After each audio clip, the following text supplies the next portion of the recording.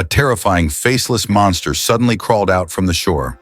The woman, however, showed no sign of fear. She looked at the time just right. Then she raised her crossbow, aiming at a target she couldn't even see. As the monster got closer, she pulled the trigger and hit the creature. Right between the eyes, the monster collapsed inside the circle she had drawn beforehand. Her name was Miss Peregrine. She was a peculiar being, a time-resetting bird. Miss Peregrine founded an orphanage to protect the children from evil forces. Every orphan here had a special ability. Look closely at the girl named Claire. Normal people ate with their mouths, but she held a chicken drumstick behind her head. In just 3 seconds, she finished the entire drumstick, leaving no trace miss. Peregrine gently wiped the crumbs from Kelly's lips. If there wasn't enough food on the table, it wasn't a problem. Fiona had the ability to enlarge any object infinitely. She focused on a carrot, and in the blink of an eye, a giant carrot broke through the soil. Then the youngest Bronwyn used her strength, and the enormous carrot was pulled from the ground with ease, quickly delivered to the kitchen. Need hot water, no need for fire. Olive placed her hands on the kettle, and within seconds a pot of boiling water set on the table. There was also Hugh, who could spit out bees, and Emma, whose body was lighter than air. But the most mysterious were the twins, Joel and Peter. Their ability was just like Medusa in Greek mythology. They could turn living creatures into stone just by looking at them. Though every child here had a peculiarity, they could only hide inside the time loop that Miss Peregrine created.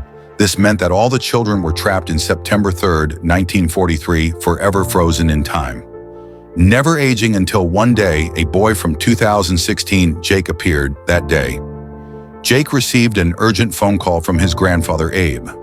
Abe warned him that their house had been attacked by a monster by the time Jake arrived. Abe was lying on the ground, barely alive. Jake was horrified to see that his grandfather's eyes were gone. With his final breath, Abe told Jake to go to the island he had always talked about, to return to September 3rd, 1943, and to find Miss Peregrine at the orphanage. She would give Jake all the answers he needed. With that, AE passed away to uncover the truth. Jake took his grandfather's old photos and traveled to the mysterious island in a hidden forest. He found a rundown orphanage. The airy place was in complete ruins, covered in dust, untouched for years. Jake wandered around, wondering why his grandfather had sent him here. Just as he was about to leave, a shadowy figure appeared in front of him. Startled, Jake turned and ran. As he reached the staircase, 2 girls were peeking at him from behind a door in the corner. 2 masked children stood still. Jack panicked and ran as fast as he could, but tripped over a rock and fell. When Jake woke up, a group of peculiar children was staring at him. Surprisingly, he wasn't afraid, he was amazed. They were the very same friends his grandfather had always talked about. The children led him through a cave until they reached a beautiful house. Jake was stunned. It was the same orphanage he had seen before, but now it was perfectly intact. The door opened. Standing there was Miss Peregrine herself. What Jake didn't realize was he had already traveled back to September 3rd, 1943. The cave was the entrance to Miss Peregrine's time loop. Miss Peregrine immediately recognized him. Shaky looked exactly like his grandfather when he was young, under her guidance. Shake finally met all of the peculiar children in the orphanage. He realized that everything his grandfather had told him was real that night. Miss Peregrine gathered everyone outside. A clock was placed on the table. Everyone wore gas masks, standing silently. Miss Peregrine checked the time just right. Suddenly, warplanes roared across the sky as the last plane flew over its hatch. Opened, a bomb dropped straight down, but Miss Peregrine remained calm. She pressed pause. Time froze. The bomb and raindrops hung in there motionless. Then she began rewinding her watch. Everything that had happened started moving backward. Time reversed until they returned 24 hours earlier. Miss Peregrine had used her peculiarity to keep the orphanage safe in a never-ending time. Loop locked forever on September 3rd, 194, the next day. Jake asked Miss Peregrine about his grandfather's death. He mentioned seeing a terrifying, faceless monster at the scene. Miss Peregrine's expression suddenly changed. She refused to answer and walked away. Her reaction made Jake suspicious. He felt that she was hiding something. Determined, Jake sought out Emma, the girl who could control air. Emma took him out to the open sea. Then, without hesitation, she dove straight into the water. Jake hesitated but followed as they sank deeper and deeper. Jake started struggling for breath. Suddenly, Emma released a huge air bubble from her mouth, encasing Jake's head. He could finally breathe. Soon they reached a sunken ship inside. Skeletons lay scattered across the floor, but Emma moved through the wreck as if she knew it well. She led Jake into a secret room inside the ship. Emma took a deep breath and gently blew out a stream of air. Instantly, the entire sunken ship filled with countless bubbles. As more and more bubbles appeared, the massive weight of the seawater was forced out. Emma quickly shut the hatch, sealing the water outside. Then she took out a small box. It was something Abe Jack's grandfather had given her for safekeeping over 70 years ago. Inside, there was a map marking the location of time portals and several photos of men with all white eyes. The last photo showed a man named Baron. He was the leader of the Whites. They were once Holag Gus. They ate the eyes of peculiar children to transform into Whites. Abe had been one of the peculiars, but in the end, he was still brutally killed by a Holag Gus. Emma told Jack that he was also one of the peculiars. Only peculiars could enter the time loop and be here, seeing Jack's disbelief. Emma led him to the orphanage's wall and helped him climb up from a distance. Miss Peregrine was walking toward the shore with her crossbow. Moments later, a hollow gas crawled out from the water. Jack froze. The monster looked exactly like the one he had seen when his grandfather was killed. Miss Peregrine calmly pulled the trigger. The arrow struck the hollow gas right in the forehead. The creature collapsed inside the white circle that had been drawn beforehand. Emma turned to Jack and explained, Holag Gus are invisible. No one else could see them. But Jack had inherited his grandfather's peculiarity. Now he was the only person who could see Holag Gus. Miss Peregrine had been able to kill the Holag Gas because Abe, when he killed his first Holag, had memorized the exact time and place it would appear. By remembering this information, Miss Peregrine was able to hit an enemy she couldn't even see after realizing Jack had discovered his purpose. Miss Peregrine finally told him everything years ago. A group of former peculiars led by Baron attempted an experiment to achieve immortality. They captured a time-resetting bird and locked it in a cage. Then they forced peculiars to wear masks connected to the bird, but something went horribly wrong. Smoke started rising from their bodies. Their muscles twitched violently, and then their bodies mutated. Their faces became monstrous. Their mouths grew sharp fangs, and in an instant, all of them transformed into faceless, invisible Holag Gus. Later, these Holag Gus discovered that the only way to return to human form was by eating the eyes of other peculiars using their invisibility. They hunted and slaughtered countless peculiars to protect the peculiar children. Miss Peregrine created the time loop on this hidden island. Just then, Olive rushed in with an urgent message. Someone had arrived. It was Miss Abbott, who could also transform into a bird. Her time loop had been discovered by Holag Gus, and all the peculiars under her care had been wiped out. Miss Peregrine realized the island was no longer safe. She immediately decided to lead everyone away. Emma begged Jack to come with them, but Jack couldn't just abandon his parents. He stepped through the time portal and returned to the present day. But soon after, a gruesome murder took place on the island. An elderly man had been killed. His eyes were missing. Jack's heart pounded with fear. He knew that a Holag Gas had followed him to the island without hesitation. He rushed back through the time portal to warn Miss Peregrine. But before he could enter, a strange man began chasing him to Jack's horror.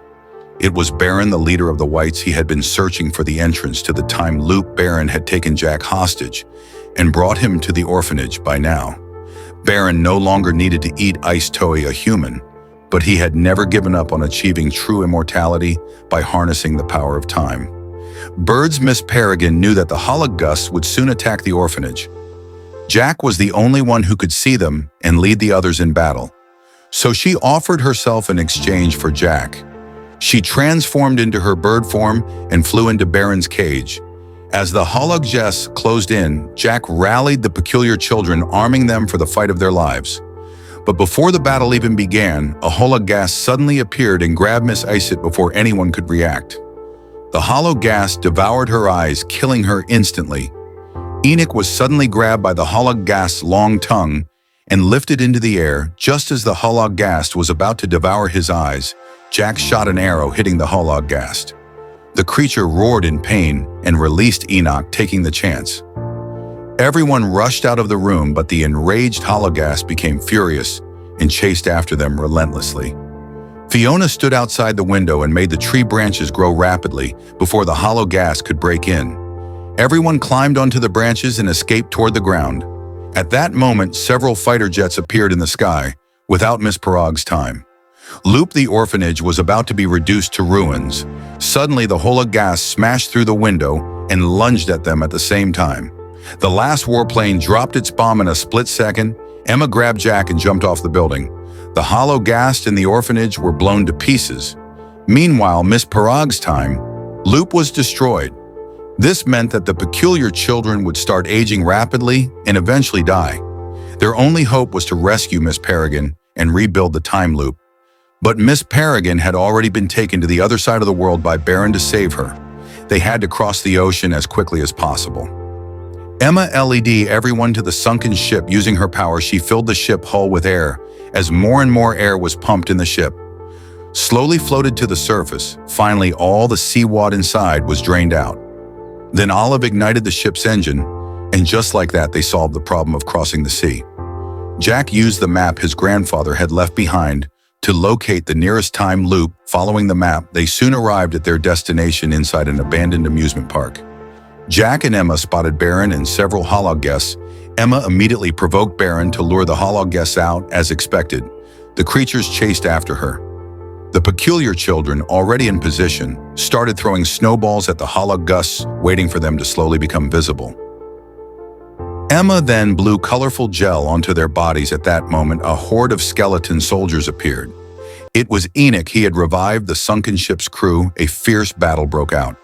The Hologuests were strong, but they couldn't withstand the overwhelming numbers of skeleton soldiers. One by one, they were eliminated. The last Hologast tried to escape, but Bronwyn impaled it with a carousel horse, sending it crashing into the sea. With the Hologusts defeated, only Baron and his two henchmen remained. Hugh opened his mouth and unleashed a swarm of bees, launching the first attack. But Baron's men were powerful too. One of them transformed back into her true form and leaped onto the platform before she could react. CLA suddenly used the mouth on the back of her head to bite down on her. The twins immediately removed their masks, revealing their deadly gaze. In an instant, the enemy turned into a lifeless stone statue and shattered upon hitting the ground. Fiona threw a handful of beans at the other henchman. Within seconds, the beans grew into massive vines, wrapping him up tightly on the other side. Emma created a powerful gust of wind, pinning Baron against the wall. Jack rushed into the lab and freed the caged birds. But soon Emma's strength faded and Baron broke free. He smashed open the lab doors, but by then all the time birds had already escaped. Enraged, Baron charged at Jack, ready to kill him. Just then Emma and Enoch burst into the room, but something was wrong now. There were two identical Jacks standing in front of them. No one could tell who was real and who was fake. Suddenly, a Hologast appeared in the room. It was the one that had fallen into the sea.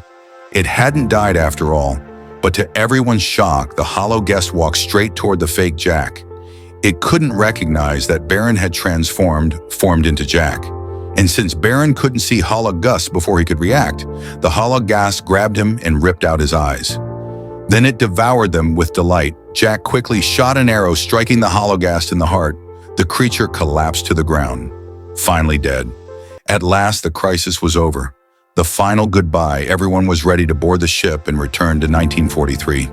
Jack and Emma stood together, saying their reluctant goodbyes. In the end, Jack stepped through the time loop and returned to his own world. But because Baron and the Hologuests had been eliminated, the modern world had changed in this timeline. Jack's grandfather, Abe, had never been hunted by Hologuests. Jack told Abe everything that had happened. Abe smiled and encouraged him. Follow your own path and never live with regrets. Jack finally understood without hesitation. He stepped through the time loop again and found Emma just before she set sail.